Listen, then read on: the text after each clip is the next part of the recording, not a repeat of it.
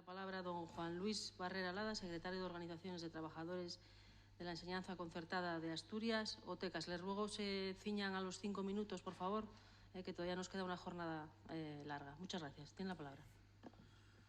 Buenas tardes. Soy Juan Luis Barrera Lada, secretario de Acción Sindical de OTECAS. En primer lugar, agradecer a los grupos parlamentarios de Foro, Ciudadanos y Partido Popular que facilitaron nuestra intervención sobre este proyecto de presupuestos.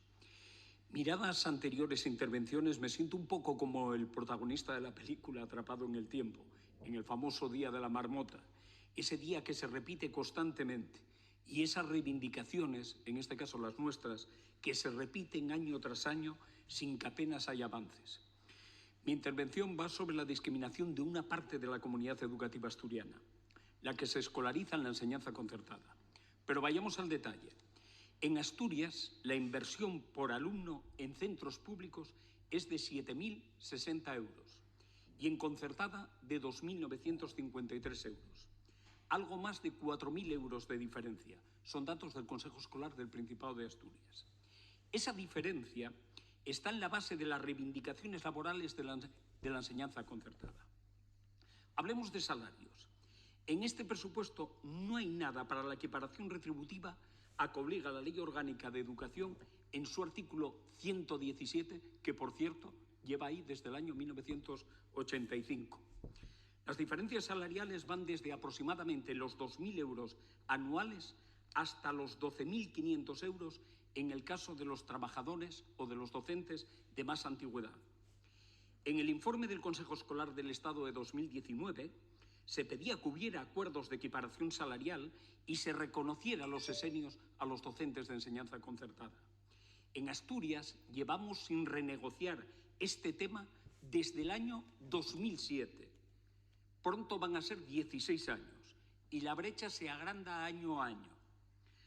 Además, somos la única comunidad autónoma que sigue sin devolver la rebaja salarial del 4,5 que se nos aplicó en el año 2012.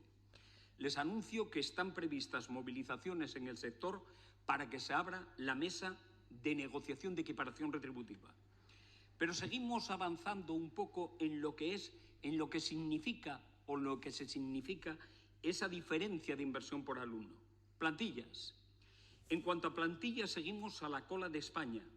Los módulos continúan manteniendo las plantillas de hace 23 años, con la salvedad de un mínimo incremento de la plantilla de infantil que pasó de un profesor por unidad, menos era imposible, a 1,08, 2 horas más por unidad, que por cierto sigue sin recogerse en los módulos.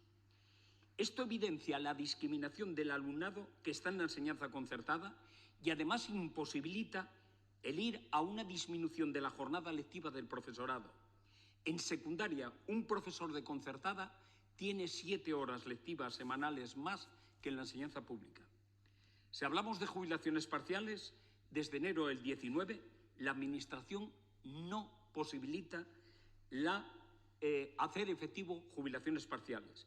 En este momento, en España, tienen acuerdo de jubilaciones parciales 11 comunidades autónomas y, además, las ciudades autonómicas de Ceuta y Melilla.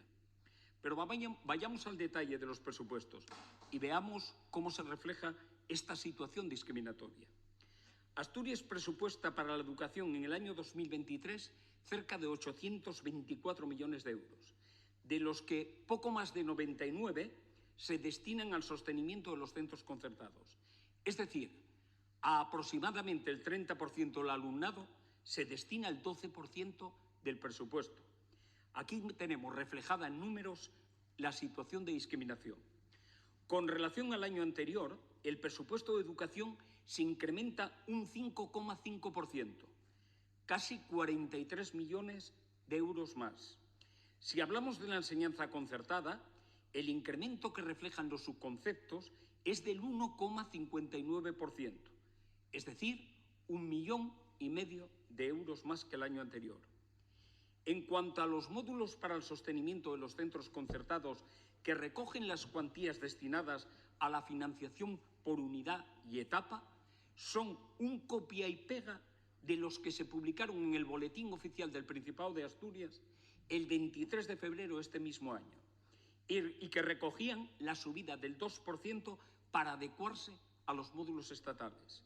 Estamos, por tanto, ante unos módulos que se publicarán ya desfasados, que no recogen ni siquiera la subida del 1,5% del 2022, que, por cierto, sigue también sin pagarse actualmente a la enseñanza concertada, ni del 2,5% que puede llegar a ser del 3,5% del 23, y esto va a implicar, como siempre, la necesaria modificación de los mismos a lo largo del año 23 y retrasos en la actualización de salarios y de los gastos de funcionamiento.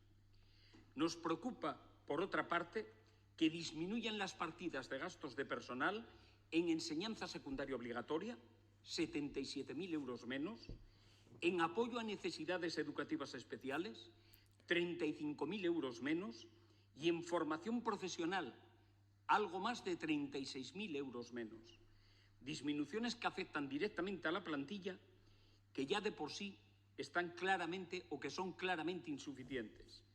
De nuevo, estamos ante unos presupuestos que no dan respuesta a ninguna de las demandas del sector. Y agradecemos mucho su atención, y lo que sentimos es que el tiempo sea bastante corto para lo que tendríamos que decir. Muchas gracias. Pues muchas gracias, señor Barrera. Bravo. Finalizada la exposición previa, pasamos al turno de preguntas por tiempo de 10 minutos por grupo, incluidas las respuestas. Y el orden de intervención es de menor a mayor. Comenzamos, pues, por el grupo mixto. Tiene la palabra. Gracias, señor presidente. Gracias a los comparecientes. Bueno, en primer lugar, quisiera hacerles alguna pregunta a los sindicatos, tanto de la concertada, de la red concertada, como de la pública. Parece como cuando uno ha asistido, y yo llevo unas cuantas comparecencias, se repitieran todos los años argumentos parecidos en ambas redes, con una característica común, seguramente, que ustedes han manifestado aquí. Tanto los trabajadores de la concertada como los trabajadores de la pública son los van a la cola, digamos, del reconocimiento monetario en España.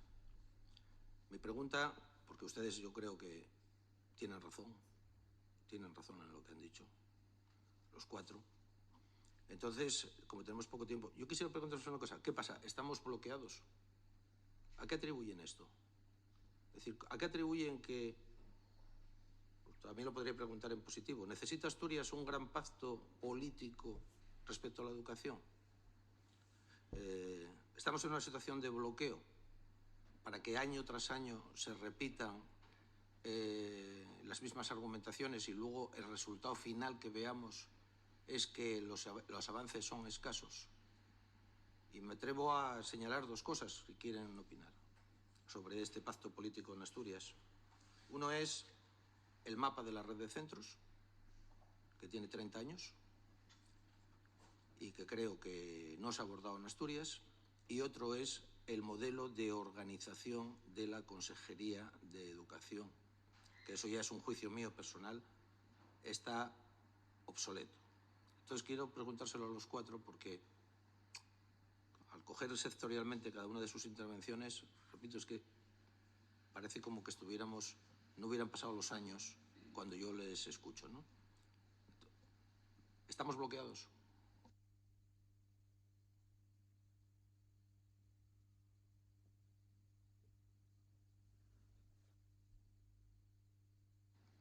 Por el orden que queráis, podéis intervenir.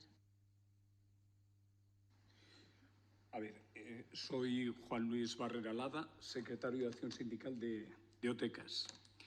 Que si estamos bloqueados, pues yo pienso que por lo menos, y hablo desde la perspectiva de la enseñanza concertada, que desde hace, y esa es una de las razones de que cada vez que todos los años prácticamente repetimos discursos bastante similares, reivindicaciones bastante similares en que apenas hay avances, Esto lo comentaba antes en la intervención, que casi parece el día de la marmota.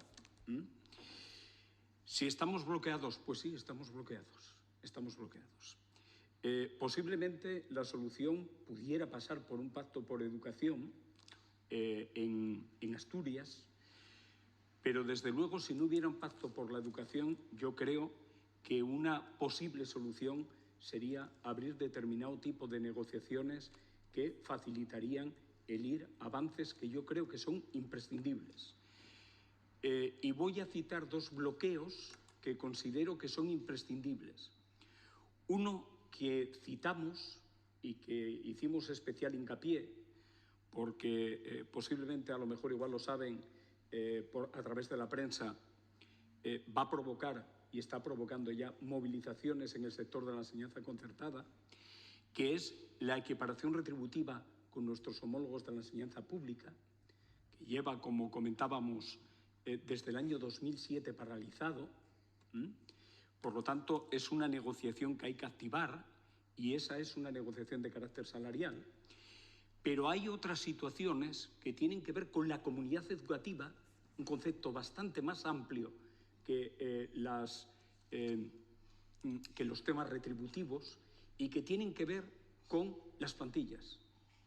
Y tienen una repercusión directa en los recursos, en la discriminación que va mucho más allá de los trabajadores. Estamos hablando de discriminación de alumnado. Y el tema de las plantillas, y lo comentábamos en las intervenciones tanto de los dos representantes de la enseñanza concertada como de mi compañero, llevamos con las plantillas de hace 23 años. Y una cuestión que, la verdad, pues parece bastante chocante, es que nos encontremos con una nueva ley de educación que tiene cambios metodológicos importantes, se suelte sobre sectores que siguen manteniendo las plantillas prácticamente de finales del siglo XX, y estamos en el siglo XXI, ¿vale? Y prácticamente se descuelgue sobre el profesorado de educación una reforma casi con una filosofía de apáñate como puedas. Y nosotros creemos que la filosofía de apáñate como puedas es una filosofía que no suele dar buenos resultados, y mucho menos en educación. El Grupo Parlamentario Popular. Si pueden, por favor, apagar los micros. Muchas gracias, presidenta. Buenas tardes a todos. En primer lugar, agradecer a todos los comparecientes su presencia aquí en la tarde de hoy. Estos presupuestos, como decía el señor Llorente, más o menos sin utilizar esa expresión, pero como que tenían truco en el sentido de que no hay una subida presupuestaria tan elevada como nos la quieren vender. Y yo añadiría también que luego a eso se le añade el problema de la no ejecución. Por poner un ejemplo, hace un par de años para el IES de la Corredoria había 5 millones y pico, pero hubo un modificado, la Consejería de Hacienda retiró ese dinero y nunca más se supo. Así sucede en ocasiones. Entonces ya no es solo lo que haya, sino lo que realmente se gasta. Quería empezar por los representantes de la enseñanza concertada. Convengo con el compañero del Grupo Mixto que hace falta un pacto por la educación en Asturias, pero en el caso de la concertada, bueno, las cosas ya se empezarían a arreglar si se cumplieran los acuerdos. Y los acuerdos están sin cumplir. Por un lado, acuerdo de revisión de las dotaciones de los centros concertados del año 2000 y, por otro lado, el acuerdo para la mejora de la calidad educativa de la enseñanza y mantenimiento del empleo en el marco de la concertación de unidades escolares adscritas a centros privados del 2017. Se hablaba de la diferencia salarial entre la pública y la concertada, una diferencia que curso tras curso va aumentando, y el representante de OTECAS hablaba de que la antigüedad provocaba que aún se ampliase esa brecha salarial. ¿Podría aclarar un poco más por qué la antigüedad provoca esto? Juan Luis Barrera Alada, secretario de Acción Sindical de OTECAS. Sí, hay una serie de conceptos salariales que tiene la enseñanza pública y que están directamente vinculados a la antigüedad de los trabajadores. Van vinculados a la antigüedad y también a otras cuestiones. Por ejemplo, el tema de los sesenios. En enseñanza pública hay reconocidos 5 sesenios, van vinculados a la formación. Esos sesenios que van vinculados a la formación, pero también a la antigüedad, sumados todos, es decir, en el trabajador de más antigüedad, significan o representan para un trabajador de la pública 484 euros mensuales. 484 euros mensuales.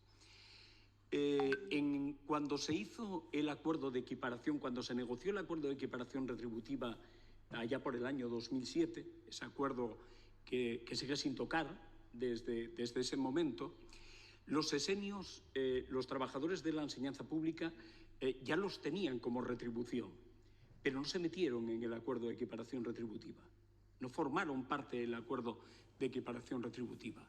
Ahí tenemos una de las razones por las cuales en trabajadores de más antigüedad la diferencia se va haciendo mayor. ¿Qué ocurrió después? Lógicamente, en el año 2007 el complemento de productividad, los trabajadores de la enseñanza pública no lo tenían, vino después. ¿Qué ocurre con el complemento de productividad? Que agrandó la diferencia y también está vinculado en cierta manera al tema de la antigüedad. ¿Y en qué la agrandó? Pues la agrandó en el tema de un trabajador que sea un profesor en pública, que sea maestro. Estaríamos hablando en el segundo tramo, en el tramo B, de 298 euros mensuales, y en el supuesto de un profesor de enseñanza secundaria estaríamos hablando también en el tramo B de 466 euros. Por lo tanto, cuando estamos hablando de que hay diferencias de 12.000 euros en el tema de los trabajadores que tienen más antigüedad, se debe sobre todo a este tipo de conceptos que son salariales y que tienen una vinculación directa con la antigüedad.